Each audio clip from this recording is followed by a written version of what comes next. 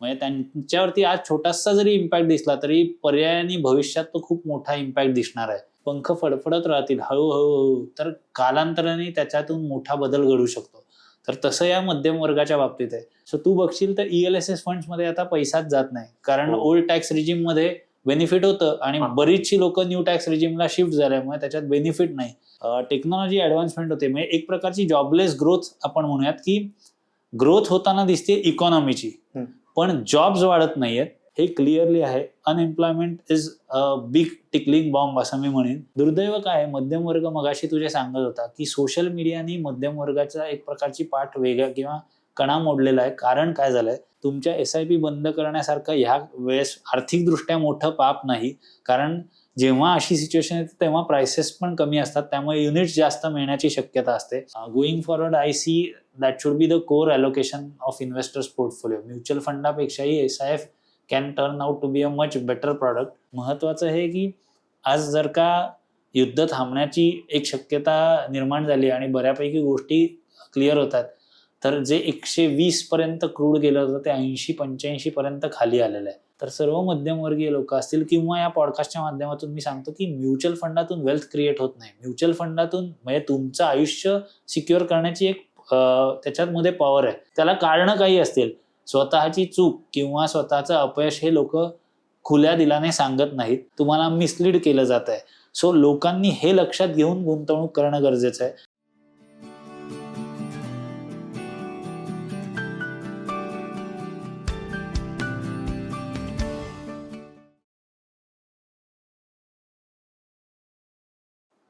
AI, मध्यपूर्वेतील युद्धस्थिती, लांबलेला पाऊस, कारण यंदा एल निनो फॅक्टर पण आहे, तर या सगळ्यांच्या एकत्रित परिणामामुळे नोकऱ्या अजून घटणार आहेत. उत्पन्न म्हणजे जे काही आपले रोजगार म्हणतो आपण किंवा इन्कम म्हणतो, पगार म्हणतो, तो वाढणार, त्याला मर्यादा येणार आहेत. आणि अजून एक महत्वाचा मुद्दा म्हणजे कर्जाचा विळखे वाढत चाललाय. तर अशा सगळ्या कारणांमुळे मध्यम वर्ग, मिडल क्लास ज्याला आपण म्हणतो, तो अक्षरशः दात्यात आला आहे का, आणि हा क्रायसिस नेमकं काय आहे, आणि आपण सगळेच मध्यमवर्गीय आहोत, आपण जर आत्ताच जागे झालो नाही तर हे संकट किती गहिरं होणार आहे.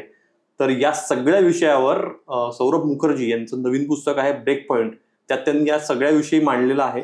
तर हे नेमकं समजून घेणं का गरजेचं आहे, आणि मध्यमवर्गासमोरची आव्हानं जर समजून घेतली आपण तर त्यातनं मार्गही आपणच काढायला लागणार आहे. आपल्या मदतीला दुसरं कोणीही येणार नाहीये. त्यामुळे या महत्वाच्या विषयावर बिग बक्स पॉडकास्टमध्ये आज आपण सविस्तर चर्चा करणार आहोत. विषय खरंच खूप नुसताच महत्वाचा नाही तर गंभीर पण आहे तितकाच, त्यामुळे एपिसोड शेवटपर्यंत नक्की बघा.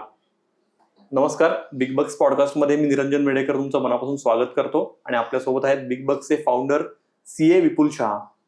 नमस्कार विपुल, आपण आता जूनमध्ये हा पॉडकास्ट करतो आहे, आणि हे जे म्हणतात की मिडल क्लास क्रायसिस हा सुरू झालेला आहे आपल्या देशात, तर सुरुवात करताना हा मिडल क्लास नेमका कोण आहे? मध्यम वर्ग आजचा शहरातला किंवा Tier 2 सिटीज मधला आपण बघितला, आपण नेमका कोण आहे? मध्यम वर्गाची डेफिनेशन ॲज सच नाही, पण एक मी तुला सांगू शकतो, साधारण एक 5 लाख रुपयाच्या वरचं उत्पन्न आपण म्हणूयात, आणि 1 करोडच्या खाली, साधारण 5 लाख ते 1 करोडच्या दरम्यान असलेलं उत्पन्न जो करदाता आहे, जो कर भरतोय, कारण असं उत्पन्न शेतकऱ्यांचं देखील असू शकतं पण कदाचित ती इन्कम टॅक्स पेअर्स नाहीत. सो हा मध्यम वर्ग कुठला, तर 5 लाख ते 1 कोटीच्या दरम्यान इन्कम टॅक्स भरणारा. आणि गंमत अशी आहे की त्याचा नंबर दरवर्षी वाढत चाललाय. याचाच अर्थ भारतातला मध्यम वर्ग वाढत चाललेला आहे, आणि इन्कम टॅक्सचा किंवा GDPतला मॅक्सिमम टॅक्स पेअर जो आहे हाच वर्ग सध्या ते बेअर करतोय. फक्त प्रत्यक्ष करांद्वारेच नाही तर अप्रत्यक्ष करांमध्ये म्हणजे GST मध्ये सुद्धा ह्यांच्या कन्झम्पशनचा वाटा आहे. सो एक बटरफ्लाय इफेक्ट म्हणून म्हटलं जातं. सो भारताची लोकसंख्या आहे, तुला आता माहिती आहे, जवळपास 150 कोटी, आणि हा मध्यम वर्ग म्हणजे टॅक्स पेअर्स आहेत 4 करोड. त्यांचा हाऊस होल्ड म्हणजे त्या फॅमिलीज धरल्या, 4 जणांची एक फॅमिली आपण धरली तर 16 करोड. म्हणजे दिसायला हा भारताच्या पॉप्युलेशनच्या 10%चाच हिस्सा आहे. म्हणजे कुटुंब म्हणून ना, कुटुंब पद्धती धरली तर, आणि इंडिव्हिज्युअली तर फक्त 4 करोड लोक आहेत. पण जर का त्यांनी कुठल्या गोष्टी घेतल्या आज, म्हणजे त्यांच्यावरती आज छोटासा जरी इम्पॅक्ट दिसला तरी पर्यायाने भविष्यात तो खूप मोठा इम्पॅक्ट दिसणार आहे. म्हणजे तो बटरफ्लाय इफेक्ट, की फक्त हे एवढंसं छोटंसं, म्हणजे असं म्हटलं जातं की बटरफ्लाईजनी किंवा फुलपाखरांनी त्यांचे पंख फडफडवले, तर ऍटमॉस्फिअर मध्ये किंवा वातावरणात काही बदल होईल का, तर लोक म्हणतील हे एक एवढ्याशाने का होणार. पण सगळी फुलपाखरं जेव्हा पंख फडफडत राहतील हळूहळू, तर कालांतराने त्याच्यातून मोठा बदल घडू शकतो. तर तसं या मध्यम वर्गाच्या बाबतीत आहे की संख्येने खूप छोटा भारताच्या लोकसंख्येच्या, परंतु कन्झम्पशन मध्ये, इन्कम टॅक्स पेमेंट मध्ये ह्याचा वाटा खरंच खूप मोठा आहे. सो मी म्हणेन की एक 4 करोड इंडिव्हिज्युअल्स किंवा एक 15-16 कोटी कुटुंब म्हणून एक मध्यमवर्गीयांची संख्या भारतात म्हटली जाऊ शकते, जी पर्यायाने वाढत जाणार आहे.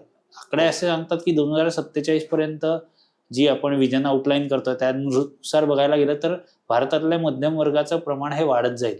आणि हे जगभरातल्या मध्यमवर्गीयांच्या तुलनेत आपण जवळपास 20 ते 25% म्हणजे जगात जो काही मध्यमवर्गीय असतील त्याच्या 25% हिस्सा भारतीयांचा बनलेला असेल. सो इतका इम्पॉर्टंट हा मध्यम वर्ग आहे. बरोबर. एक फक्त मुद्दा असा दिसतो की 1991 नंतर आपण जे लिबरलायझेशनचं धोरण स्वीकारलं, खाजगीकरण उदारीकरणाचं, तर त्याच्यानंतर आपल्या इकॉनॉमीचा मुख्य भर हा कन्झम्पशनवर होता. म्हणजे थेअरी हीच आहे, तू म्हणलास तसं की हा जो काही मध्यम वर्ग आहे तर तो अधिकाधिक खर्च करेल आणि आपली इकॉनॉमी त्याच्यामुळेच, आपल्या इकॉनॉमीची जी काही डिमांड आहे ती आपल्या देशालाच बऱ्यापैकी पूर्ण होईल.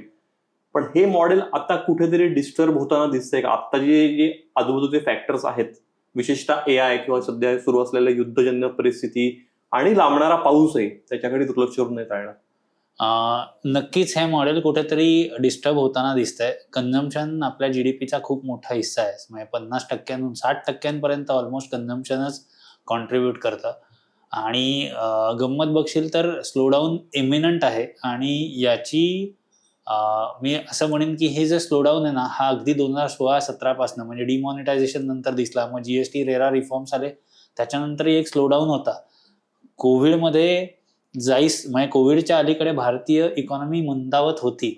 फक्त कोविड नंतर सडनली कुठेतरी आयटी बूम परत एक आली. मग आयटी क्षेत्रामध्ये जेव्हा हातात पैसा खेळतो त्यांच्या, तेव्हा कन्झम्पशन परत एक थोडासा तात्पुरता बूस्ट मिळाला, पण परत तो स्लोडाऊन कडे गेला. आणि हे कुठून एव्हिडंट आहे, तर गव्हर्नमेंटनी बजेटच्या मध्यात जो जीएसटी कट्स आणले किंवा बजेटमध्ये सुद्धा इन्कम टॅक्सचा मेजर रिलीफ दिला. कारण हे होतं की लोकांच्या हातामध्ये पैसा देणं. आणि ह्या मेजर्स नंतर तुला दिसेल की दिवाळीला प्रचंड विक्री वाढली, सेल्स वाढले. सो ह्याचाच अर्थ जेव्हा जेव्हा टॅक्सेस कट येत आहेत, आयदर जीएसटीच्या स्वरूपात सबस्टॅन्शियल कट्स किंवा इन्कम टॅक्सच्या स्वरूपात जे काही कट्स आले, तेव्हा तेव्हा कन्झम्पशनला एक प्रकारचा बूस्ट मिळालेला आहे. सो कन्झम्पशन स्लो होतं हे दिसतंय. एक गमतीशीर भाग म्हणून मी सांगतो की पूर्वी आपण ओल्ड रिजिम आणि न्यू रिजिम असे 2 रिजिम्स बघतो इन्कम टॅक्सचे. ज्या ओल्ड रिजिम मध्ये तू बघशील तर बऱ्याचशा इन्व्हेस्टमेंट्सला इन्सेंटिव्ह होती. म्हणजे त्याच्यात एक फेमस सेक्शनचा सेक्शन 80C. तर 80C सेक्शन अंडर जेव्हा तुम्ही एखाद्या ELSS मध्ये इन्व्हेस्ट करता, तुम्ही PPF मध्ये इन्व्हेस्ट करता, इन्शुरन्स मध्ये इन्व्हेस्ट करता, तेव्हा तुम्हाला टॅक्समध्ये भरघोस सूट मिळत होती. आज गव्हर्नमेंट म्हणतं की न्यू टॅक्स रिजिम अंडर आम्ही तुम्हाला टॅक्समध्ये सूट देऊ, पण हे जे इन्व्हेस्टमेंटचे प्रकार होते ते नॅचरली त्याच्यामध्ये गुंतवणूक करण्याचं इन्सेंटिव्हच काढून घेतलेलं आहे. सो तू बघशील तर ELSS फंड्समध्ये आता पैसाच जात नाही, कारण ओल्ड टॅक्स रिजिम मध्ये बेनिफिट होतं आणि बरीचशी लोक न्यू टॅक्स रिजिमला शिफ्ट झाल्यामुळे त्याच्यात बेनिफिट नाही. याचाच अर्थ पैसा गुंतवण्यापेक्षा तुम्ही कन्झ्युम करा, तुम्ही कन्झम्पशन केलं तर त्यातनं जीएसटी गव्हर्नमेंटला मिळणार आहे, त्यातून इकॉनॉमीला चालना मिळणार आहे. हा एक प्रकारचा तोही एक मी म्हणेन की एक हिडन अजेंडा घेऊनच कुठेतरी डायरेक्ट टॅक्सेसमध्ये सुद्धा काही रॅशनल बदल करण्याचा प्रयत्न गव्हर्नमेंटनी केला की जेणेकरून कन्झम्पशनला बूस्ट मिळेल. सेव्हिंग्ज इंडिव्हिज्युअलनी त्यांच्या लेवलला करावं, पण इकॉनॉमी लेवलला कन्झम्पशनची गरज आहे हे लक्षात घेऊन गव्हर्नमेंटनी कन्झम्पशन बूस्टचा नक्की प्रयत्न केलेला आहे. आता तू बघशील तर FMCGचे सेल्स, FMCG कंपन्यांचे सेल्स हे फार कोसळलेले आहेत. म्हणजे ते 2-5% घरात देखील नाहीत, एवढा व्हॉल्यूम देखील वाढत नाही. काही प्रीमियम सेगमेंटमध्ये तुला दिसेल की तिथे खरेदी होतीये. म्हणजे तू म्हणशील 2 भारत भारतात अस्तित्वात आहेत की एक जो गरीब भारत आहे पण त्याचंही बेसिक नीड्स आता कम्प्लीट झालेले आहेत, किंवा त्याला गव्हर्नमेंटच्या काही आता फूड सिक्युरिटी बिल आहे किंवा बेसिक नीड्सची केअर गव्हर्नमेंटही देते किंवा त्यांच्या लेवलला तेवढं इन्कम आहे. व्हेरॅज जो ॲस्पिरेशनल क्लास आहे, अल्ट्रा रिच क्लास आहे, श्रीमंत वर्ग आहे, त्यांचं कन्झम्पशन मात्र प्रीमियमायझेशनकडे चाललेलं आहे. सो 2 भारत आहेत की एका भारताला त्याचा बिलकुल फरक पडत नाही आणि दुसरा भारत जो खरं तर पॉवर्टीशी झुंजतोय आणि मध्यम वर्ग मध्येच कुठेतरी अडकलेला आहे. सो अशा परिस्थितीत आत्ता आपण आहोत. हे कन्झम्पशनला बूस्ट कधी मिळेल, जेव्हा लोकांच्या हातात मिनिंगफुली त्यांचे वेजेस वाढतील, इन्कम वाढेल, तेव्हाच ते शक्य आहे. कारण आत्ताची परिस्थिती अक्षरशः मध्यमवर्गीयाला हँड टू माउथ अशी झाली की महागाई वाढतच चालली आणि पगार मात्र तितकेसे वाढत नाही. खरंय. म्हणजे मग जो आपला आजचा विषय आहे की मध्यमवर्ग हा कुठेतरी संकटात सापडताना दिसतोय, तर हे संकट मला वाटतं दुहेरी तिहेरी असं आहे. तर याच्याविषयी सांगतोस, हे नेमकं संकट काय की ज्या योगे आपल्याला नेमकं फेस कशाला करायचं हे समजू शकेल. सो एक काळ होता जे भारतात आय टी क्षेत्राने प्रचंड बूम आणली. म्हणजे जवळपास आय टी क्षेत्रामध्ये 80 लाख नोकऱ्या आहेत. 80 लाख नोकऱ्या म्हणजे मोठ्या परत कुटुंबांमध्ये. आणि आय टी म्हटल्यानंतर त्याला लागणाऱ्या आय टी कंपन्या उभारण्यासाठी लागणाऱ्या इन्फ्रास्ट्रक्चर कंपन्यांमध्ये बेनिफिट्स दिसतील किंवा पर्यायी सगळ्याच इकोसिस्टीमला त्याचा फायदा झाला. त्या शहरांमध्ये तशी इकोसिस्टीम डेव्हलप झाली. म्हणजे पुण्यातलं एक उदाहरण द्यायचं झालं तर बरेचसे पुण्यातले व्यावसायिक हे आय टी क्षेत्रातल्या बूमवर नक्की अवलंबून आहेत. अगदी पुण्यातलं बांधकाम क्षेत्र देखील आय टी क्षेत्रावरती इनडायरेक्टली अवलंबून आहे असं म्हणायला हरकत नाही. कारण आय टी क्षेत्रात चलती असेल तर पुण्यातल्या रिअल इस्टेटला मागणी चांगली राहते आणि रिअल इस्टेटवरती अजून 200-250 इंडस्ट्रीज अवलंबून आहेत. सो तू बघशील तर पहिलं जे संकट येऊ घातलंय ते AI मुळे येऊ घातलंय की त्या क्षेत्रात जवळपास 25% नोकऱ्या कमी होताना दिसत आहेत इमिजिएट बेसिसवरती. नॅचरली जेव्हा AI इम्प्लिमेंटेशन आणि वर्कफोर्स ट्रेनिंगची गरज येईल, रिसर्च अँड डेव्हलपमेंटची गरज येईल, तेव्हा परत नोकऱ्या वाढतील. पण इमिजिएट इम्पॅक्ट काय तर 20 लाख नोकऱ्या तिथे कमी होताना दिसत आहेत. त्या व्यतिरिक्त बँकिंग, फायनान्स, कन्झम्पशन रिलेटेड जे व्यवसाय आहेत जिथे रिपिटेटिव्ह आणि ऑटोमेटेड प्रोसेसेस आहेत तिथे पण जवळपास 20 लाख नोकऱ्या धोक्यात येण्याची शक्यता आहे. सो हे बघितलं तर हे फार मोठं संकट आहे आणि ऑलरेडी हे आम्ही बघत आहोत. म्हणजे आम्ही जेव्हा गुंतवणूकदारांचे पैसे मॅनेज करत आहोत तेव्हा आम्हालाही ते दिसतंय की काही लोकांचे जॉब लॉसेस झालेले आहेत. त्यांना पगारवाढ झालेली नाही, मात्र खर्च वाढलेत, त्यामुळे SIP स्टॉप करायला लागतात, त्यांना तो चॅलेंज येतोय. सो हा पहिला AI रिलेटेड आहे. दुसरा आहे की टेक्नॉलॉजी ॲडव्हान्समेंट होते. म्हणजे एक प्रकारची जॉबलेस ग्रोथ आपण म्हणूयात की ग्रोथ होताना दिसते इकॉनॉमीची, पण जॉब्स वाढत नाहीयेत.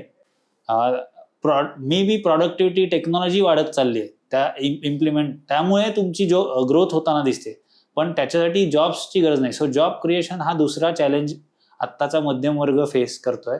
सो AI मुळे जॉब लॉसेस जात आहेत ही एक गोष्ट आहे, पण दुसरं असं आहे की नवीन जॉब्स पण क्रिएट होत नाहीत. एकेकाळी IT मध्ये 11-12% ग्रोथ होती नोकऱ्यांमध्ये आणि आता ती अक्षरशः 1% आली. आणि ऑब्व्हियसली जी ओल्ड वर्कफोर्स आहे ती जर का रिस्किल होऊ शकत नसेल तर त्यांना तर मिड लाईफ क्रायसिस क्रिएट झालं त्यांच्यासाठी. अगदी ताजी अशी काही उदाहरणं आहेत की IIT मुंबई सारख्या ठिकाणी मिनिमम सॅलरी 6 लाख होती. मिनिमम सॅलरी सांगतो ती अगदी 4 लाख ते 6 लाखच्या घरात, म्हणजे त्याच्यात डाऊनवर्ड रिव्हिजन झालेली आहे. IIT देशभरात जवळपास 21-22 हजार मुलं वर्षातला बाहेर पडतात, त्यातही 8-1 हजार लोक अनएम्प्लॉईड आहेत. जर का IIT मध्ये अनएम्प्लॉईड असतील, आणि असं म्हटलं जातं, एक सर्वे असं सांगतोय की जवळपास भारतात 80 लाख ग्रॅज्युएट्स वर्षाला बाहेर पडतात आणि त्यांच्यातला अनएम्प्लॉयमेंट रेट हा 30% घरात आहे. आता हे सत्य आहे, हे आकडे मला माहित नाहीत, पण हे मला दिसतंय कारण आम्ही पण रोज बघतो तर प्रथितयश इन्स्टिट्यूट्समध्ये देखील आज प्लेसमेंट 100% होत नाहीयेत. मग there is a gap. So job creation होत नाहीये हे क्लिअरली आहे. Unemployment is a big tickling bomb असं मी म्हणेन, किंवा डिस्गाइज्ड एम्प्लॉयमेंट पण, की जी लोक त्यांच्या स्किलनुसार किंवा शिक्षणानुसार खूप हुशार आहेत पण कदाचित त्यांना खूप कमी पगारावरती नोकरी करायला लागत आहे. जर का बघशील तर अनेक सरकारी नोकऱ्यांमध्ये अगदी पिऊन किंवा खालच्या स्तराच्या याच्यासाठी अगदी डॉक्टरेट झालेले विद्यार्थी देखील अप्लाय करतात. हे डिस्गाइज्ड अनएम्प्लॉयमेंटचं सरळ मोठं उदाहरण आहे. हा दुसरा एक चॅलेंज येतोय की AI मुळे जॉब डिस्प्लेसमेंट होतीये, नवीन जॉब क्रिएट होत नाहीत. तिसरं असं आहे की रिअल वेजेस, म्हणजे आपण ज्याला म्हणू की महागाई ॲडजस्टेड वेजेस सुद्धा वाढत नाहीयेत. सो ह्यालाही कारण त्याचे की India has a plenty of talent, आणि आता ट्रम्प यांच्या धोरणामुळे पण तू बघशील तर ऍक्च्युअली बाहेरचे विद्यार्थी देखील जे बाहेर शिक्षणाला गेले ते कदाचित ते बाहेर ऍब्सॉर्ब झाले ते पण परत येणार आहेत किंवा येताना दिसत आहेत. सो प्लेंटी ऑफ टॅलेंट असल्यामुळे, टॅलेंट पूल असल्यामुळे आणि तेवढे जॉब क्रिएट न झाल्यामुळे सॅलरीजवरती कंटिन्युअस प्रेशर आहे. म्हणजे निफ्टी 50 कंपन्यांचा जो स्टडी केलाय तो सौरभ मुखर्जी यांच्या पुस्तकामध्ये पण लिहिलेला आहे की गेल्या 8-10 वर्षात रिअल वेजेस हे निगेटिव्ह आहेत. म्हणजे महागाई ऍडजस्ट केल्यानंतर होणारी ग्रोथ ही खूप कमी आहे वेजेसमध्ये आणि हे खूप डिझास्ट्रस आहे, कारण महागाई मात्र वाढतच चालली आहे. गव्हर्नमेंटचा होलसेल प्राइस इंडेक्स कमी महागाईचा निर्देशांक दाखवतोय, पण रिटेल लेवलला ही महागाई खूप जास्त आहे. अगदी साधं उदाहरण घ्यायचं झालं तर आपल्या इथे मी मागे म्हटलं की एका ऑइल शॉपमध्ये वडापाव 15चा 20 झाला, तिथं 33% महागाई झाली. एवढी तर महागाई नाही, पण 10-12% तर महागाई नक्की वाढते फूडमध्ये फक्त. आणि त्या व्यतिरिक्त तू बघशील तर मेडिकल कॉस्ट सध्या प्रचंड सोशल मीडियावरती इन्शुरन्स कंपन्यांविरुद्ध अनेक आरोप केले जात आहेत, पण त्याचं कारणच हे की प्रत्येक हॉस्पिटलमध्ये तू जा, एकतर बेड्स फुल आहेत, सो ऑक्युपन्सीज खूप आहेत. ॲट द सेम टाइम त्यांचे इन्शुरन्स कंपन्यांबरोबरची निगोशिएशन्स चालू आहेत. ही निगोशिएशन्स का चालू आहेत तर त्यांचे कॉस्ट किंवा पॅकेजेस कुठेतरी इन्शुरन्स कंपन्यांना मान्य नाहीत. So it is clearly evident की मेडिकल इन्फ्लेशन पण वाढत चाललंय.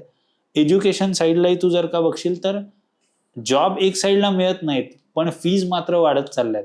ज्या संस्थेतून मी MBA केलं साधारण 2006 ते 8 म्हणजे आजपासून 20 वर्षांपूर्वी, त्याचं एक उदाहरण म्हणून मी सांगतो की तेव्हा आम्हाला लागलेली फी ही 2.5 लाख रुपयांच्या घरात होती. आज त्या संस्थेची फी ही जवळपास 25 लाख रुपये, म्हणजे ती 10 टाइम्स झालेली आहे.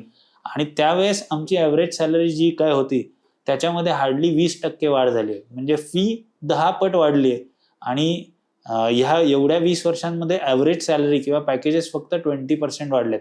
म्हणजे ज्याला आपण पेबॅक पिरियड म्हणू किंवा IRR म्हणू, पेबॅक पिरियड हा प्रचंड वाढलेला आहे की तुम्ही गुंतवणूक करताय.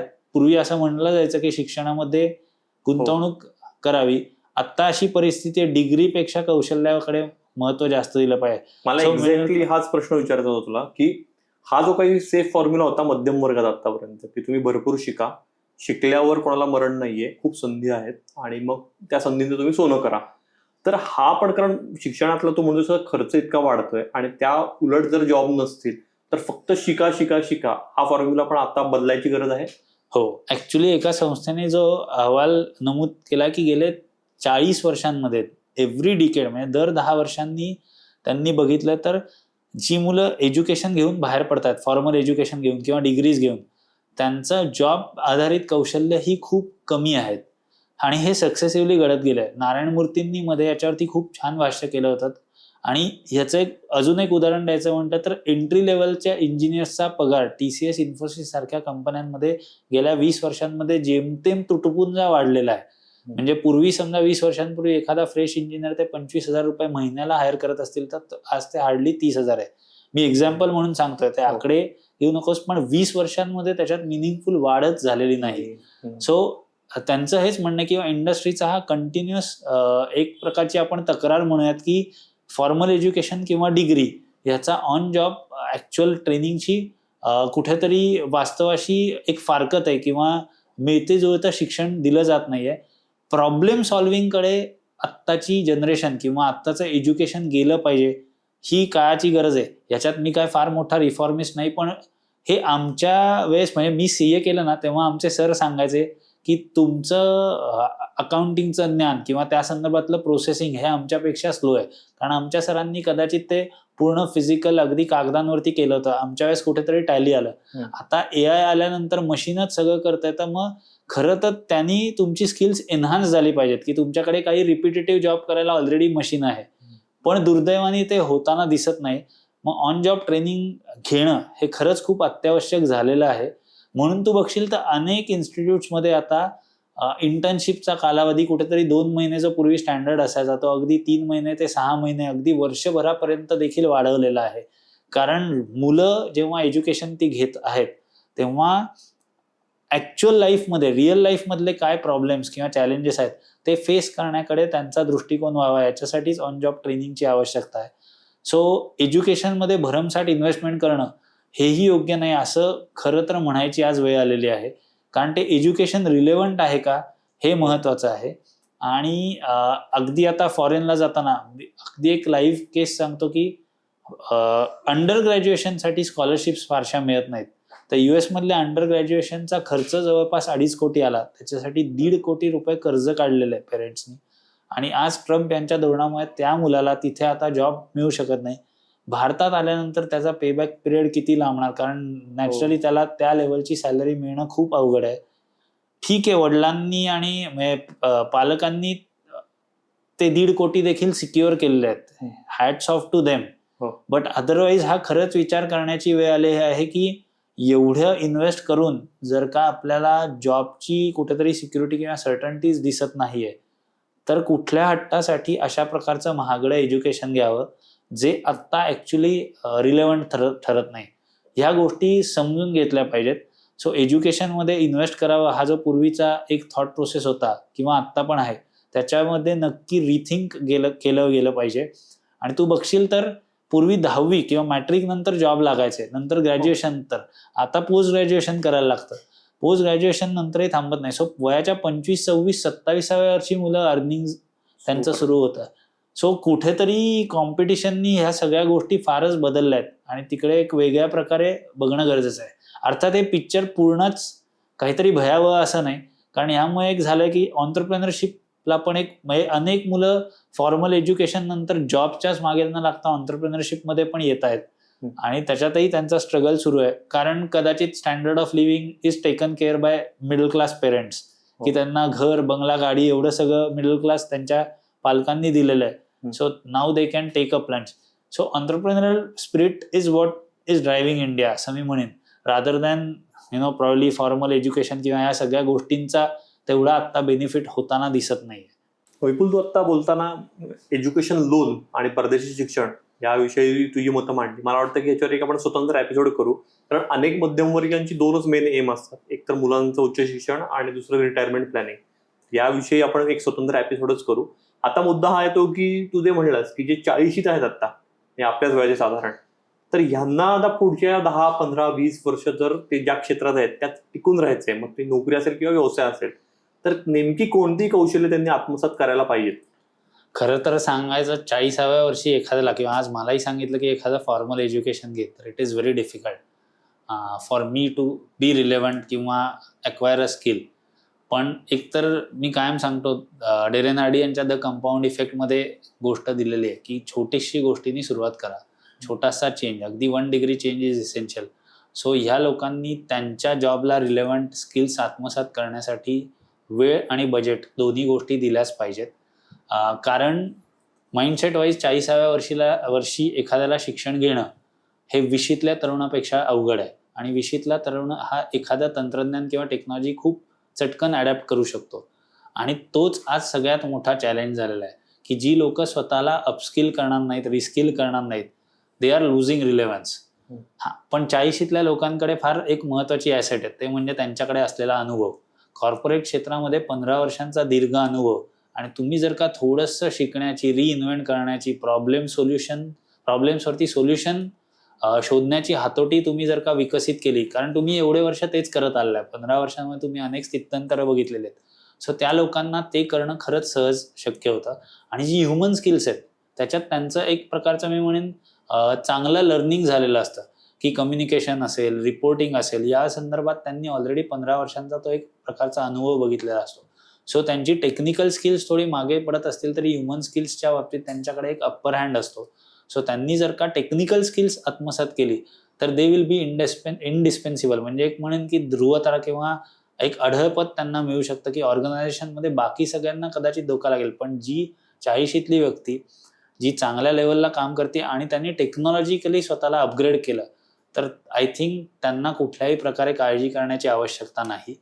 आणि त्यांनी ऑलरेडी जर का त्यांचे फायनान्सेस छान मॅनेज केले असतील तर मग त्यांना, मी कायम म्हणतो तसं, राजीनामा खिशात घेऊन फिरण्यास हरकत नाही. आपण या फायनान्सेसवर येऊच या, पण म्हणजे नवीन टेक्नॉलॉजी अडॉप्ट करायची, म्हणजे आता उदाहरणार्थ आता एआयचं जर बघितलं तर ChatGPT असेल, क्लॉड असेल, जेमिनाय असेल, हे अगदी प्लॅटफॉर्म आपल्या माहितीच आहेत. पण त्यांच्या क्षेत्रात जे काही नवीन एआय तंत्रज्ञान येत आहेत, जे काही नवीन प्लॅटफॉर्म्स येत आहेत, त्याच्याशी थोडंसं मिळतं जुळतं घेणं, इन्स्टेड ऑफ ते आल्यामुळे मला काहीतरी होणार आहे असं म्हणण्यापेक्षा, त्याची कॉम्पिट करण्यापेक्षा ते आत्मसात कसं करता येईल हे बघणं. 100%. फक्त गंमत बघ, पूर्वी कसं आहे की चाकाचा शोध लागला तर तसा माणूस आधी पळत असेल तर नंतर त्यांनी बैलगाडी किंवा घोडागाडीचा वापर सुरू केला. जसे कार आली किंवा इलेक्ट्रिक आज वाहनं येतात किंवा, तर प्रत्येक वेळेस तू बघशील की कुठला तरी एखादा शोध लागला, डिस्कव्हरी झाली किंवा तंत्रज्ञान आलं तर कुठेतरी जॉब डिस्प्लेस होतात. ह्या केस किंवा अगदी लिफ्टमन, पूर्वी लिफ्टमन असायचा असं मी ऐकलंय, म्हणजे काही, किंवा आपण आजकाल बघतो रील्स किंवा याच्या माध्यमातून ती बघितलं की पूर्वी लिफ्ट ऑपरेट करायला लिफ्ट ऑपरेटर असायचा, लिफ्टमन असायचा, आणि सडनली ते संपावर गेल्यानंतर कोणीतरी विचार केला की हे असं चालणार नाही, मग त्याच्यातून ऑटोमेशन आलं. सो एखाद्या आपत्तीतनं लोकांनी त्याची संपत्ती कशी केली किंवा संधी कशी शोधली हे महत्वाचं आहे. एआयच्या बाबतीत दुर्दैवाने हे घडतंय की whatever changes are coming across sectors, म्हणजे सर्व क्षेत्रांना एआय नक्की अफेक्ट करतो. It is not only at basic coding level, म्हणजे अनेकांना वाटतं की एआय आलं म्हणजे टेक्नॉलॉजीला चॅलेंज झाला. नाही, एआय मुळे काय होणार आहे तर ट्रान्सलेटर्सचे जॉब्स पण धोक्यात येणार आहेत, कारण चटकन एआय तुम्हाला ट्रान्सलेट करून देणार आहे. एआय बेसिक अकाउंटिंग, ज्या प्रोसेसेस रिपिटेटिव्ह आहेत, ज्या ऑटोमेट होऊ शकतात आणि ज्या सहज आहेत करण्यासाठी, त्या सगळ्या एआय रिप्लेस करत जाणार आहे. सो अगदी बेसिक अकाउंटिंग, डेटा एंट्री, अगदी आपण जे म्हणतो की व्हॉइस कॉलिंग जे आत्ता चालू होतं, म्हणजे बीपीओ कॉल सेंटर्स जे आपण म्हणतो, त्याला सुद्धा आता चॅटबोट्स आलेले आहेत किंवा आर्टिफिशियल ह्युमन तुमच्याशी बोलतो. सो हे एकच क्षेत्र नाही, एआय हे सर्वव्यापक झालेलं आहे, सर्वसमावेशक झालंय. मग त्याला घाबरून तर चालणार नाही. जिथे जिथे आपल्याला एआयशी, मी कायम एक इन्व्हेस्टमेंटची अनालॉजी सांगतो, स्टॉक मार्केटमध्ये व्होलॅटिलिटी ठरलेली आहे, त्याला घाबरून तर चालणार नाही. मग त्याच्यावरती मात करायची असेल तर SIP सारखं टूल तुम्ही निवडता आणि प्रत्येक चढ उताराला तुम्ही गुंतवणूक करत राहता. तसंच इथे केलं पाहिजे की एआयशी घाबरून चालणार नाही, त्याच्याशी हातमिळवणीच केली पाहिजे आणि तुमच्या क्षेत्रात जिथे जिथे त्या गोष्टी रिलेव्हंट आहेत त्या तुम्ही वापरल्या पाहिजेत. आणि त्याचं स्किलिंग देणाऱ्या संस्था पण पर्यायाने आज आलेल्या आहेत समर्थपणे. त्याच्यातली काही सर्टिफिकेशन्स असतील ते तुम्ही करणं अपेक्षित आहे. तुम्ही कंटिन्युअस अपग्रेड करत राहणं अपेक्षित आहे, आणि अपग्रेड करत असताना कुठेतरी एक त्यालाही लिमिटेशन्स येणार आहेत, हेही लोकांनी लक्षात घेतलं पाहिजे. मी आतापर्यंत टेक्नॉलॉजीमध्ये शिकत राहू शकेन असं कदाचित होणार नाही, म्हणजे ते अगदीच आदर्शवादी उदाहरण झालं. म्हणूनच मग त्याला जोड दिली पाहिजे की आपल्या करिअर अपग्रेडेशन व्यतिरिक्त आपले फायनान्सेस समर्थपणे तुम्ही ऍक्च्युअली मॅनेज केले पाहिजेत. दुर्दैव काय, मध्यम वर्ग मगाशी तुझे सांगत होता की सोशल मीडियाने मध्यम वर्गाचा एक प्रकारची पाठ वेगळा किंवा कणा मोडलेला आहे. कारण काय झालंय तर त्या सोशल मीडियाच्या आहारी लागून इन्व्हेस्टमेंट क्षेत्राबाबत मी तुला सांगतो की तिथे F&O ट्रेडर्स किंवा अशी काही जी लोक अस्तित्व, म्हणजे एक प्रकारचं पेव फुटलंय. तर त्या सगळ्यांना या माध्यमातून मी सांगू इच्छितो की मी हे मागेही सांगितलं की SIF सारखं प्रॉडक्ट येण्याचं रिझन हे होतं की जवळपास एकेका फायनान्शियल इयरमध्ये 1,05,000 कोटी रुपयांचं नुकसान लोकांना F&O मध्ये झालंय. आणि ही लोक श्रीमंत किंवा गरीब नाहीत, तर जास्तीत जास्त मध्यमवर्गीय याच्यात भरडला गेलेला आहे. 93% ट्रेडर्स हे त्याच्यात लॉसच करत आहेत. सो हा आकडा इतका मोठा आहे, गेल्या 3-4 वर्षात तो क्युम्युलेटिव्हली 3 लाख कोटींच्या घरात गेलाय. एवढा पैसा सोशल मीडियावरचे ते रील्स बघून की F&O ट्रेड करूयात, कुठल्या तरी स्ट्रॅटेजीज वापरूयात, हे बघितलं जात आहे. तर मध्यम वर्गाने तिकडेही लक्ष दिलं पाहिजे की ह्या प्रकारच्या ज्या गोष्टी आहेत की ज्या तुम्हाला अट्रॅक्ट करतात.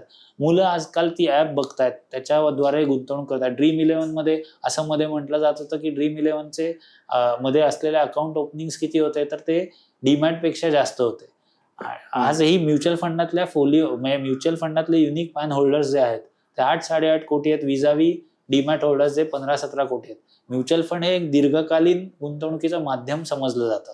सो म्युच्युअल फंडामध्ये जर का डीमॅट किंवा अगदी मी म्हणेन ड्रीम इलेव्हन पेक्षा जर का कमी अकाउंट्स असतील तर then there is still scope for us to go long way in financial understandings, investments आणि लॉंग टर्म किंवा दीर्घकालीन गुंतवणुकीचा बेनिफिट समजायला. सो ह्या एआयच्या गोष्टींचा कुठे वापर करायचा आणि कुठे नाही करायचा हे समजून घेतलं पाहिजे. एआय एनेबल्ड ट्रेडिंग अशी रील आली आणि त्याच्यातनं F&O. सो एआय आहे, परत F&O आहे, म्हणून मध्यमवर्गीय परत तिकडे गुंतवणूकपेक्षा मी म्हणेन की ट्रेड करायला जातोय. हे सगळं कुठेतरी टाळलं गेलं पाहिजे. आणि अनेक देशांमध्ये तू बघशील की ह्यामुळेच एआयलाही कुठेतरी बॅन करावं. अगदी मध्ये तू ऐकलं असेल तर क्लाउडचे जे अँथ्रोपिकचे जे CEO होते त्यांनी सांगितलं होतं की एआय हे जगासाठी आता घातक ठरू पाहतंय, तर त्याची डेव्हलपमेंट कुठेतरी स्लो केली पाहिजे किंवा थांबवली पाहिजे. फक्त त्यांचं हे म्हणणं आहे की हे सगळ्यांनी ऍक्सेप्ट केलं पाहिजे. कारण असं होईल की निम्म्या लोकांनी ऍक्सेप्ट करून बंद केलं आणि निम्म्या लोकांनी ते कंटिन्यू केलं तर ती लोक खूप पुढे निघून जातील. सो आज आपण मी म्हणेन की 90च्या दशकात सुद्धा जेव्हा कॉम्प्युटर्स आले आणि तेव्हा बँकिंग क्षेत्रामध्ये एक प्रकारचे मोठे जॉब लॉसेस झाले. असं म्हटलं जातं की तिथे 10 लोकांच्या जागी 2 लोकांमध्येच कॉम्प्युटरवर बसून काम व्हायला लागलं. सो ही स्थित्यंतर तेव्हा बँकिंग फायनान्समध्ये आली किंवा इतर काही ठिकाणी आली. आज ही वाईड स्प्रेड येत आहेत आणि एक व्यापक गोष्ट ही आयुष्यात घडत असते ह्याचंही लोकांना एक भान नाही राहिलं. म्हणजे हिस्ट्री रिपीट्स इटसेल्फ असं कधी नाही होत असं म्हणतात, पण हिस्ट्री राहीम तर करते. सो इकॉनॉमिक्समध्ये जे मी म्हणतो ऑलरेडी हे खूपदा सांगितलं की 3 गोष्टी सर्टन आहेत: death, taxes and cycle. So कुठल्या ना कुठल्या कारणाने सायकल येते. सो ह्या वेळेस ही सायकल AI मुळे आली, जी अनेक गोष्टी डिस्टर्ब करू पाहते आणि अनेकांनी विचारच केला नव्हता. सगळ्यांना वाटलं की कोविड नंतर टेक्नॉलॉजीची जी बूम आली ती तशीच चालू राहील आणि सडनली 22 मध्येच AI आलं आणि 22 मधलं ते AI तर आधीपासून चालू असेल, पण 22 पासून त्याची मी म्हणेन अँप्लिफाय होत गेला त्याचा मेसेज. आणि आज आपण अशा स्टेजला आहोत की गेले 25-30 वर्ष म्हणजे 91 सालच्या लिबरलायझेशन नंतर भारतातला मध्यमवर्ग एका वेगळ्याच प्रकारे वाढत गेला. तो ह्या संकटाकडे बघतोय, तर त्याला AI अडॅप्ट केल्याशिवाय ऑप्शन नाही. पण AIच्या पूर्ण आहारी जाऊन काही चुकीचे निर्णय घेणं किंवा AIनीच आपला ब्रेन कंट्रोल करणं हेही योग्य राहणार नाही. कारण काय, टेक्नॉलॉजीवरती तुम्ही खूप जास्त विसंबून राहिलात आणि उद्या ती टेक्नॉलॉजी फेल गेली असं आयुष्यात घडतं, तर तेव्हा मात्र तुम्हाला परतीचा तुमचे दोर कापले गेलेले असतात. सो AIचा वापर करावा, योग्य तेवढाच वापर करावा आणि त्याच्यासाठी पण मी नक्की सांगेन की अनेक माध्यमं उपलब्ध आहेत, तर त्याचा नक्की वापर करावा आणि आपल्या जॉबशी संबंधित सर्व AI टूल्सचा नक्की योग्य प्रकारे विचार करावा. नाहीतर तुम्ही नक्की स्पर्धेमध्ये मागे राहाल आणि कदाचित जॉब पासूनही वंचित राहाल. अगदीच. महत्वाचा मुद्दा आता फायनान्सेसचा, इन्व्हेस्टमेंटचा. म्हणजे इन्व्हेस्टमेंटकडे पण एक रिथिंक करून बघण्याची सध्याच्या काळात गरज आहे का? म्हणजे चालू असलेल्या SIPs अनेक जण पॉज करतायत, कारण तू म्हणलास तसं इन्फ्लेशनही वाढतंय, तेवढं महागाई वाढते. तर नेमका हा अप्रोच कसा पाहिजे की एकीकडे जर उत्पन्न आहे तेवढंच राहते किंवा ते घटतंय थोडंसं आणि मला समजा SIP कंटिन्यू करणं पॉसिबल नाहीये काही कारणांमुळे, तर अशा वेळेला मग इन्व्हेस्टमेंटकडे बघण्याचा पण नवीन दृष्टिकोन काय पाहिजे? नवीन दृष्टिकोन नाही, you have to take the right boxes. एक ओल्ड स्कूल ऑफ थॉट आहे, मी त्यामध्ये 50-30-20 50% गरजांवर, 30% माझ्या वॉन्ट्सवरती. म्हणजे गरज म्हणजे नीड्स, 30% वॉन्ट म्हणजे माझ्या हौसेवरती आणि 20% सेव्हिंग. हा फॉर्म्युला तुम्ही कंटिन्युअस वापरत राहिलात सुरुवातीपासून आणि आजच्या जगातही, तर ते फार गरजेचं आहे.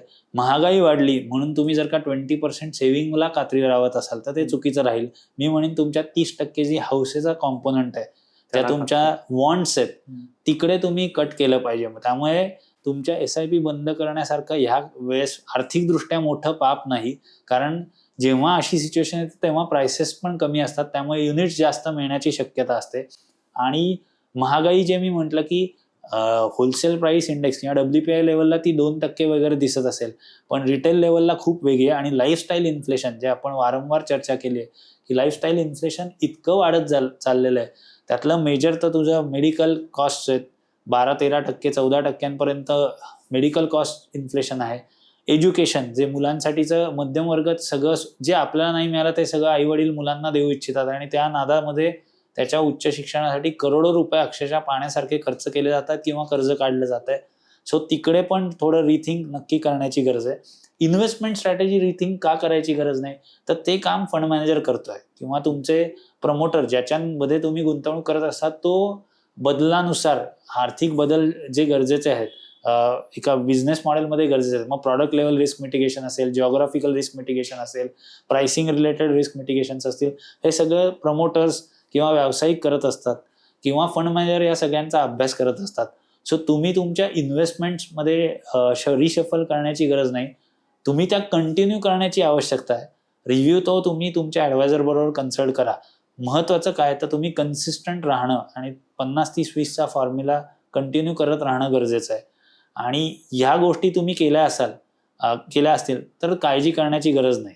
सो थोडक्यात इमर्जन्सी कॉर्पस, मेडिकलसाठीचा जो काही नियोजन असेल, म्हणजे मेडिक्लेम किंवा हे टर्म इन्शुरन्स असेल, सो या गोष्टी इंटॅक्ट ठेवणं हे अतिशय गरजेचं आहे आज. हो, आता आम्ही हे पण बघतोय की अनेक ठिकाणी मेडिकल इन्शुरन्स वाढतोय, म्हणजे मेडिक्लेमचा हप्ता वाढतोय म्हणून लोक डिस्कंटिन्यू करतायत. सो तू बघशील तर बेसिक्स तुमची तशीच पाहिजेत. फायनान्शियल प्लॅनिंग किंवा आर्थिक नियोजनाचे टप्पे काय आहेत, तर पहिला आणि महत्वाचा म्हणजे तुमचा टर्म इन्शुरन्स आणि हेल्थ इन्शुरन्स. तिकडे तुम्ही पहिलं लक्ष दिलंच पाहिजे. तिथे महागाई येऊ किंवा बाकी इतर अडचणी येऊ तरी सुद्धा तुम्ही स्वतःला सिक्युअर केलंच पाहिजे. आणि इनफॅक्ट तो इन्शुरन्स पण रिव्ह्यू केला पाहिजे. म्हणजे अनेक क्लायंट्सचा गेले 10 वर्षांपूर्वी 5 लाखाचा इन्शुरन्स काढला आणि तेवढ्यावरतीच गणित चाललेलं आहे कुटुंबाचा. आज तो पुरेसा नाही. पुण्यासारख्या शहरात अगदी 20 लाख रुपयाचा इन्शुरन्स किंवा 25 लाख रुपयाचा इन्शुरन्स असण्याची गरज उपलब्ध झालेली आहे, ज्या रेटनी मेडिकल इन्फ्लेशन वाढत आहे. आणि तू ऍक्च्युली मी तुला सांगतो की जी प्रथितयश हॉस्पिटल्स आहेत अगदी मध्य पुण्यातली, त्यामध्ये कुठेही व्हिजिट कर. मी जस्ट नावं घेत नाहीत कुठलेही वाद होऊ नये म्हणून, पण अनेक ठिकाणी तुला दिसेल की रूम्सच अवेलेबल नाहीत. आणि दे आर पुशिंग यू की मग तुम्हाला हवा असेल तर लक्झरी किंवा डिलक्स रूम घ्या, सो जे अजून महागड्या असतात. सो अशी परिस्थिती आज पुण्यासारख्या शहरामध्ये ऍक्च्युली दिसते. तर अशा वेळेस तुम्ही मेडिक्लेमचा हप्ता वाढतोय म्हणून तुम्ही तो न भरणं हे अत्यंत चुकीचं ठरेल, कारण त्या एका हॉस्पिटलायझेशनमध्ये तुमची सेव्हिंग्ज निघून जाऊ शकतात. तिसरी महत्वाची गोष्ट म्हणजे मी जसं म्हटलं सर, लाईफ कव्हर झालं, हेल्थ कव्हर झालं. तिसरी महत्वाची गोष्ट तुमचा इमर्जन्सी फंड पाहिजे. सध्याची एआयची डिस्ट्रप्शन्स बघता मी पूर्वी 6-8 महिने पुरेसा आहे असं म्हणायचो, पण आता असं म्हणू शकतो की आपण 8 ते 12 महिन्यांचा कॉर्पस क्रिएट करावा. कारण जॉब इमिजिएटली मिळण्याची शक्यता सध्या मावळत चाललेली आहे. प्लस फॉरेनमधनं परत आले काही स्टुडंट्स, तर इथे अजून थोडा एक प्रकारची कॉम्पिटिशन क्रिएट होण्याचे चान्सेस दिसत आहेत. सो ते बघितलंस तर इमर्जन्सी कॉर्पस हा अत्यंत महत्वाचा ठरतो. हे तिसरं. चौथं महत्वाचं आहे, ज्याच्यावर आपण डिटेल एपिसोड करणार, पण डेट ट्रॅप पासून थोडं दूर राहावं, कारण प्रचंड पर्सनल लोन्स वाढत चाललेत. आरबीआयचा रिपोर्ट सांगतोय की आपला फायनान्शियल सेव्हिंग्स हे multi year low, rather multi decadal लोला आहेत. म्हणजे आपला सेव्हिंग रेट कोलॅप्स होत आहे. याचा अर्थच आहे की आपल्या कन्झम्पशनकडे ओढा जास्त झालेला आहे. At the same time personal loan ज्या प्रकारे वाढले, आता असं म्हटलं जातं की 50% हाऊस होल्ड्सनी पर्सनल लोन घेतलेलं आहे. मग हे कशासाठी, तर बऱ्याचदा ते नीड्ससाठी नक्की घेतलं गेलं नाही, तर ते वॉन्ट्ससाठी घेतलं गेलं आहे. म्हणजे ते आयदर मोबाईलसाठी असेल किंवा महागड्या अप्लायन्सेससाठी घेतलं गेलेलं आहे किंवा अगदी कारसाठी घेतलं गेलं आहे. सगळ्यात जास्त आपल्याकडे पर्सनल लोन वापरलं जातं हे एस्पेशली वेडिंग्स सारख्या फंक्शनसाठी, की घरी मुलांची लग्न आहेत आणि पैसा पुरत नव्हता म्हणून पर्सनल लोन काढलेलं आहे. तर एक आपण जे पूर्वी मराठीत छान म्हणे की कर्ज काढून दिवाळी साजरी करू नये, तर आपण कुठेतरी ती आपली संस्कृती किंवा प्रिन्सिपल्स विसरत चाललो दुर्दैवाने. आणि कुठेतरी पाश्चात्यांचं अंधानुकरण केलं जातं की तिथे ज्या प्रकारे क्रेडिट कार्ड संस्कृती किंवा प्लॅस्टिक मनी किंवा EMI किंवा बाय नाऊ पे लेटर संस्कृती आली आहे, ती दुर्दैवाने भारतात रुजवत चाललेली आहे. तू मागे बघशील तर म्हणशील मला की होम लोनच्या वेळेस तर विपुल तू म्हटलास की लोन घ्यावं, पण माझं तेच म्हणणं आहे की it becomes a kind of investment, आणि ती सुद्धा पर्सेंटेजमध्ये ते खूप चिपर लेवलला अवेलेबल आहे. आणि त्याच्यात काही टॅक्स बेनिफिट्स पण असतील तर त्याचाही बेनिफिट घेता येतो. सो 7-7.5% कर्ज घेऊन माझी ॲसेट वाढत असेल आणि ती गुंतवणूक आहे ॲसेटमध्ये कुठेतरी, ना की ते कन्झम्पशन आहे की ज्याच्यातनं मला परत व्हॅल्यू मिळणार नाही. सो अशा प्रकारच्या लिव्हरेजकडे तुम्ही नक्की डोळसपणे बघितलं गेलं पाहिजे. म्हणजे महागडं कर्ज नक्कीच तुम्ही अवॉइड केलं पाहिजे. आणि महत्वाचं म्हणजे तुमचा पोर्टफोलिओ तो कुठल्या ॲसेट क्लासमध्ये, ॲसेट ॲलोकेशन काय आहे हे महत्वाचं आहे. सो तिशीतल्या एखाद्या व्यक्तीने हायर ॲलोकेशन टुवर्ड्स इक्विटी असणं हे खूप गरजेचं आहे. वेरॅज मे बी 40s-50s मध्ये तुमचं ॲलोकेशन थोडंसं बॅलन्स असणं गरजेचं आहे. SIF सारखं जे प्रॉडक्ट आहे जे तुम्हाला व्होलॅटिलिटीवरती मात करायला मदत करत आहे, SIF म्हणजे स्पेशलाइज्ड इन्व्हेस्टमेंट फंड, ज्याच्यावरती आपण एपिसोड पण केला आहे. Going forward I see that should be the core allocation of investors portfolio. Mutual फंडापेक्षाही SIF can turn out to be a much better product. तर तिकडेही लक्ष दिलं पाहिजे. सो ही एक प्रकारची पंचसूत्रीच आहे मी म्हणेन की तुम्ही तिकडे लक्ष दिलं पाहिजे की हॅव्हिंग ॲडिक्वेट कव्हर, त्याच्यानंतर तुमचा इमर्जन्सी कॉर्पस, तुम्ही महागडी कर्ज टाळणं, तुमचं रिटायरमेंट प्लॅनिंग किंवा फायनान्शियल प्लॅनिंग योग्य प्रकारे करणं, हे तुम्ही नक्की फॉलो केलं पाहिजे. ते तुम्ही केलं असेल ना तर आत्ताच्या या अस्थिर वातावरणात देखील काळजी करण्याची गरज नाही.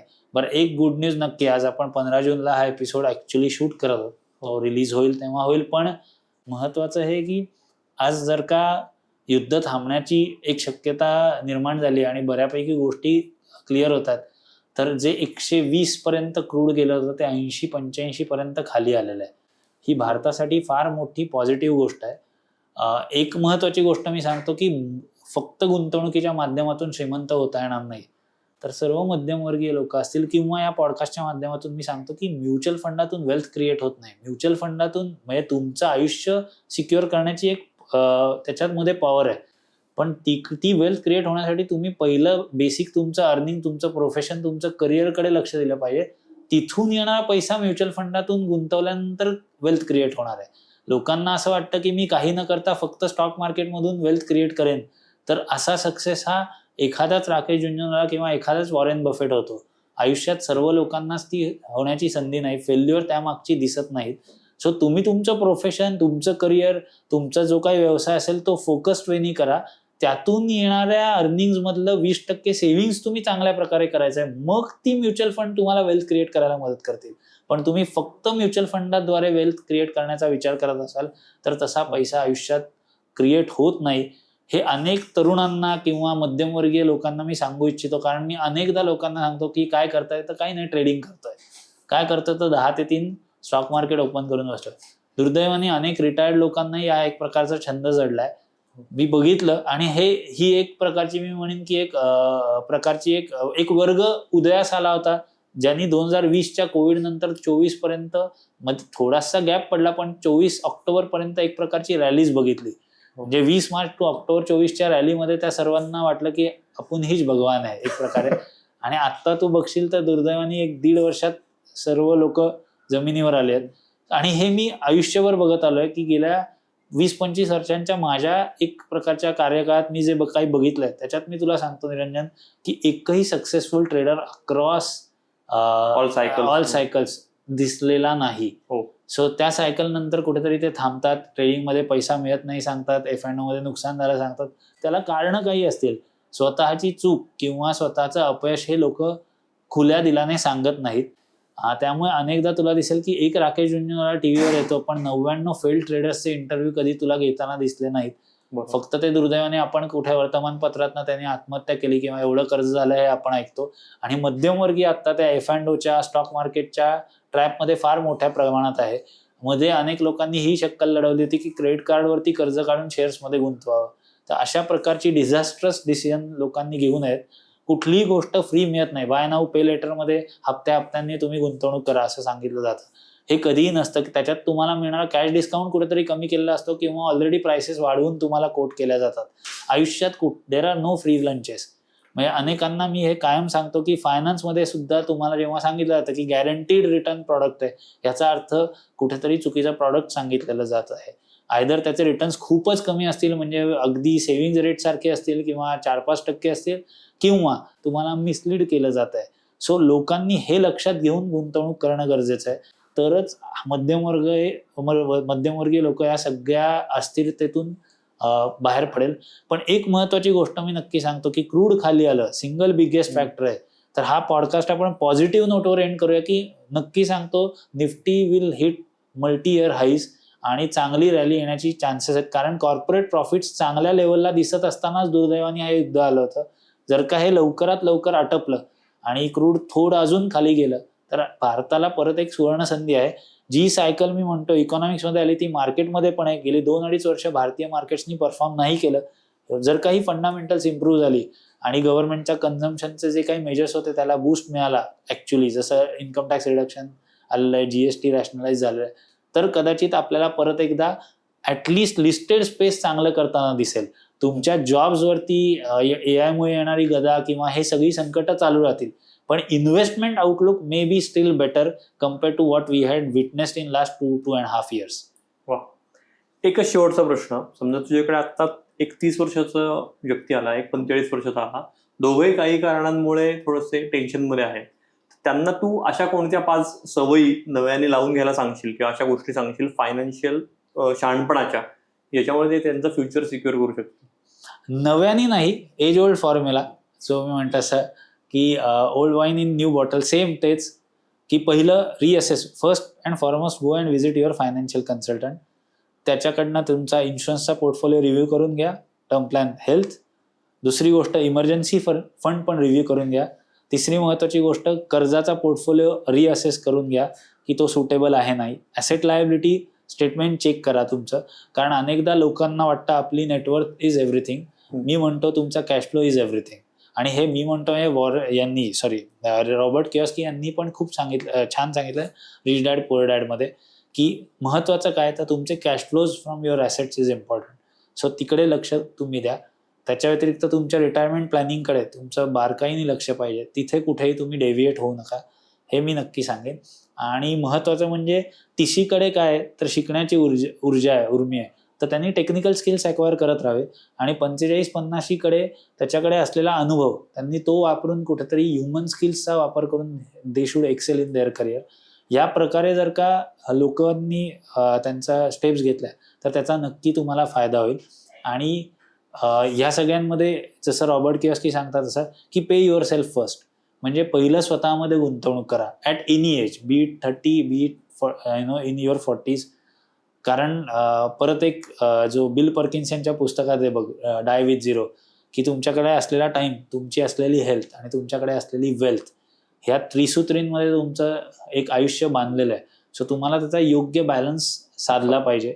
Wien you are in at 45 तुम्ही you are passing your prime on your health actually. So जे काही तेव्हा करायचं आहे ते करून घ्या from adventures perspective I am saying. कारण तुमच्याकडे असलेला वेळ थोडा आहे. हेल्थ वाईज मी सांगतोय, आणि वेल्थ मात्र तुमच्याकडे चांगली असेल, so you can still enjoy. So 30s वाल्यांना मी सांगेन यू स्टील हॅव हेल्थ पण चांगली आहे, वेल्थ कदाचित कमी असेल आणि तुमच्याकडे टाईम आहे नक्कीच. सो या दृष्टीने तुम्ही बघायला पाहिजे की कुठले एक्सपिरियन्सेस तुम्ही घेऊ शकता, कारण त्याच्यात इन्व्हेस्ट करा, ना की फिजिकल पोझिशन्समध्ये, ना की महागड्या वस्तू ज्याच्यासाठी स्टेटस सिम्बॉल म्हणून तुम्ही कर्ज काढताय. त्याच्याऐवजी invest in your experiences is what I will say.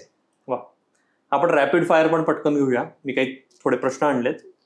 AI की इन्फ्लेशन, पुढच्या 10 वर्षात मध्यम वर्गाचा सगळ्यात मोठा शत्रू कोण दिसतो? AI. पण त्या शत्रूशी हात मिळवणी करा, शिकून घ्या.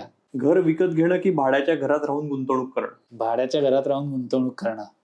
पण मी माझ्या आईवडिलांबरोबर अँसेस्ट्रल प्रॉपर्टीमध्ये राहतोय, त्यामुळे अगदी असं म्हणता येणार नाही की मी बोलतोय तसाच चालतोय. एका कौशल्यात मास्टरी की सतत नवीन स्किल्स अक्वायर करत राहणं? ऑब्व्हियसली सतत नवीन स्किल्स अक्वायर करत राहणं, काळाची गरज येते. एकाच उत्पन्नावर अवलंबून राहणं की साईड हसल्स आवश्यक आहेत? तुमचं एम्प्लॉयमेंट परमिट करत असेल तर side hustles, but otherwise I will say की ती साईड हसल म्हणजे तुमची इन्व्हेस्टमेंट. सो कोर तुमचं करिअर पाहिजे आणि तुम्ही इन्व्हेस्टमेंट योग्य प्रकारे करा, आणि त्याच्यासाठी इक्विटी या ॲसेट क्लासची कास धरा. 2026 मध्ये मुलांसाठी सगळ्यात महत्वाची इन्व्हेस्टमेंट काय मुलांमध्ये केलेली? शिक्षण, कौशल्य की एक्सपोजर? कौशल्य आणि एक्सपोजर दोन्ही. फॉर्मल एज्युकेशनचं काय होईल नोबडी नोज. मिडल क्लासने आधी EMI कमी करावेत का इन्व्हेस्टमेंट वाढवावी? इन्व्हेस्टमेंट वाढवाव्यात असं मी म्हणेन, पण हे करण्यासाठी त्यांना आयदर त्यांचं EMI कमी करायला लागतील किंवा उत्पन्न वाढवायला लागेल. हेल्थ इन्शुरन्स की इमर्जन्सी फंड? आधी काय? हेल्थ इन्शुरन्स आधी, कारण तो तुमचा इमर्जन्सी फंड पण उडवू शकतो. 40 नंतर करिअर स्विच हा धोका आहे का संधी आहे? माझ्या मते सध्याच्या युगात कंपनीशी लॉयल्टी अशी काही नसते. सो करिअर स्विच करण्याची किंवा म्हणजे कंपनी काय करिअर देखील स्विच करायची वेळ आली तर हरकत नाही. AI तुमची नोकरी घेईल का AI वापरणारा माणूस तुमची नोकरी घेईल? AI वापरणारा माणूस माझी नोकरी घेईल. एका वाक्यात सांगायचं तर भारतीय मध्यम वर्गाची सगळ्यात मोठी चूक कोणती दिसते तुम्हाला? फायनान्शियल प्लॅनिंगकडे दुर्लक्ष करणं. आणि एका शेवटचा प्रश्न, पुढच्या 10 वर्षात करोडपती होण्यासाठी जास्ती महत्वाचं काय? जास्त कमाई का खर्चावर नियंत्रण? खर्चावर नियंत्रण. थँक्यू सो मच विपुल. हा विषय म्हणजे की व्याप्ती खरंच खूप मोठी आहे आणि हे संकट घोंगावत येते मध्यम वर्गावर हे मलाही माहित नव्हतं आतापर्यंत. ब्रेक पॉइंट हे मी पुस्तक चाललंच आहे, त्यांचा एक पॉडकास्ट बघितला सौरभ मुखर्जींचा, त्यातनं आपल्याला हा विषय करायचं ठरवलं. आणि तुझी काही सगळी ऑब्झर्वेशन्स मांडली ती तंतोतंत लागू होताना दिसत आहेत आणि तू त्यातनं वे आउट पण सांगितलेले आहेत. मला खात्री आपल्या सगळ्या प्रेक्षकांना यातनं खूप नवीन इन्साइट्स मिळाले असतील. तुमच्या मनात जर काही प्रश्न असतील, शंका असतील, आम्हाला नक्की कमेंट्समध्ये विचारा. भेटूया पुढच्या पॉडकास्टमध्ये.